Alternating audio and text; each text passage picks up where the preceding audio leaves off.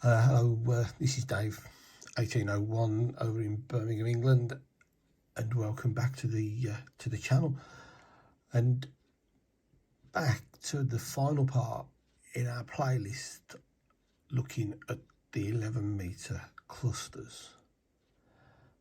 Now, if you've been with us from the start and you've watched the other 4 parts to this, then thank you very much. I hope you're finding it all useful and you're taking the info on. If you're new to the clusters, I suggest you go back to the top of the playlist and start working your way through from there. It will all then make a lot more sense than you joining in here. But you're welcome. It's nice to have you on board. Right, so at the end of the last one, when we were talking about EQSL cards, I did say that I'd show you something that might make you think twice about using ClusterDX. Not bad-mouthing ClusterDX in any shape or form, but this is a little tool that's on another cluster that might just make you think about it twice. So what have we got? This is 11dx.net, 11.dx.net. All the facilities of every other cluster. Live feeds of the clusters, of the spots, EQSLs, logbooks, all the things that go with it. Laid out differently. If you want to have a look at this, you can work through it. It's the same principle, but what they do have is this. Now, the main issue with the other 2 clusters is that if you're not registered on there, you can't, if your contact is not registered on there, you can't directly send him an EQSL or her a direct QSL, EQSL, unless you've got an email address for them. And a lot of people don't like giving email addresses out over there. Their choice. What 11dx has got is this unique feature. So what you do, you obviously have to load this information into the contact, into your logbook first. But what you'll do is you'll say to your contact, "Are you on 11dx?" And you'll say, "No." And you say, "Right, what you need to do to pick your EQSL card up is this." What you do is you send into this address, 11dx.net/EQSL. Okay, so that's 11dx.net/EQSL. And when he gets there, once the page opens up, he will get this box. From here, it's a piece of cake. Into the top box, he types his call sign. In this case, 2RG030, not 030, because that's the number. And he does have to get that bang on. If he types 030 in, it won't work. If he taps the second box, he gets a drop down calendar. In this case, we need to change this because the contact was on the 25th of February, not the 25th of March, because we haven't got to the 25th of March 2023 at the time of filming. And then he gets a capture box. We all know how the capture works. It brings up this and it tells you to tap the little boxes that have got traffic lights in. So, excuse me leaning over, but we've got that one and we got that one. And then we tap the next box. Now it wants to know about a bus. We tap those and we verify it. You get a green tick go in the box, which says thank you very much. And he then hits this button here marked search EQSL. And that brings up this. Now Gary, being a lucky boy, has actually got 3 EQSLs in the system for that date on 11dx. Not just off me, that could be off anybody on 11dx. And what it does is it generates a drop down box here. And if he taps on this, it will open up the 3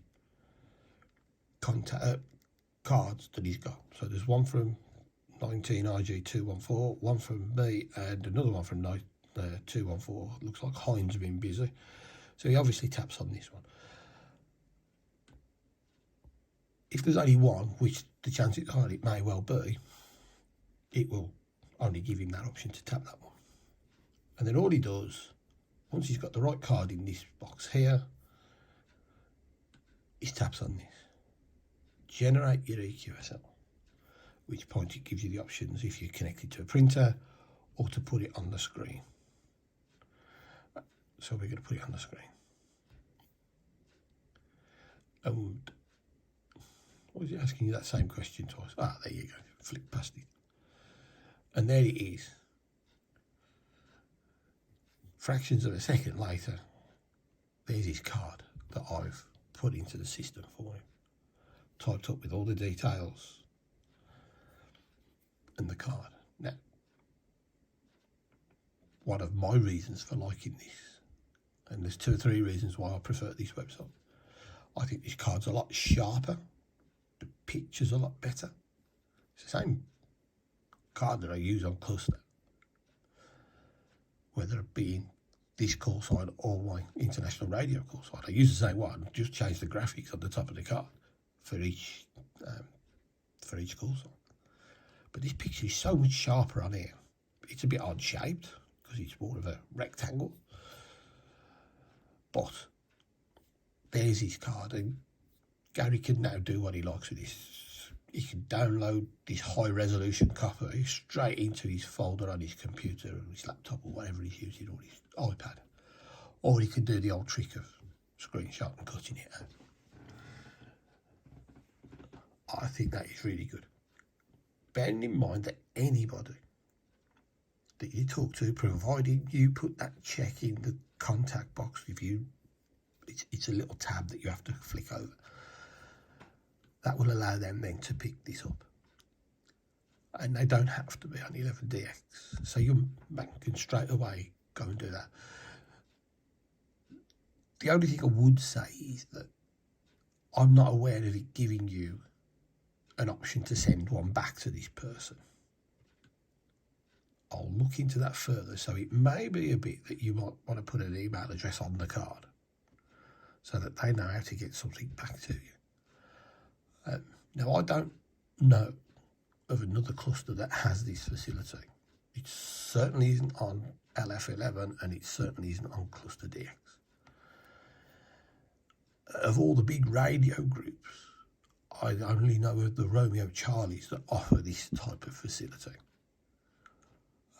On their website, if you speak to a Romeo Charlie station, you can go to the Romeo Charlie website and pick up your EQSL in this sort of system, very similar to this.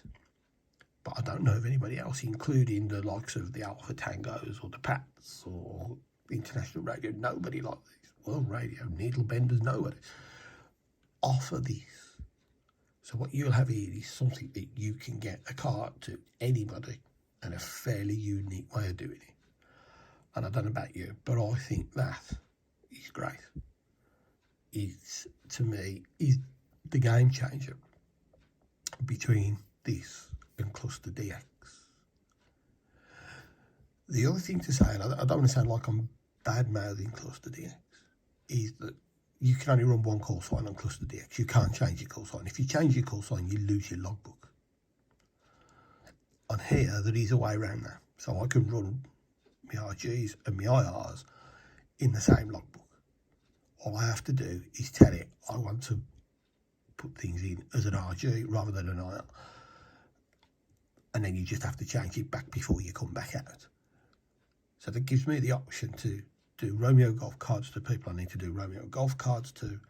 And if I'm using the IR call sign, then I can do that with that. I just change it back to the default setting.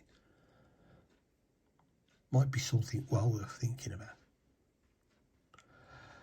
And final word on EQSL and QSL in general, and the cluster, really.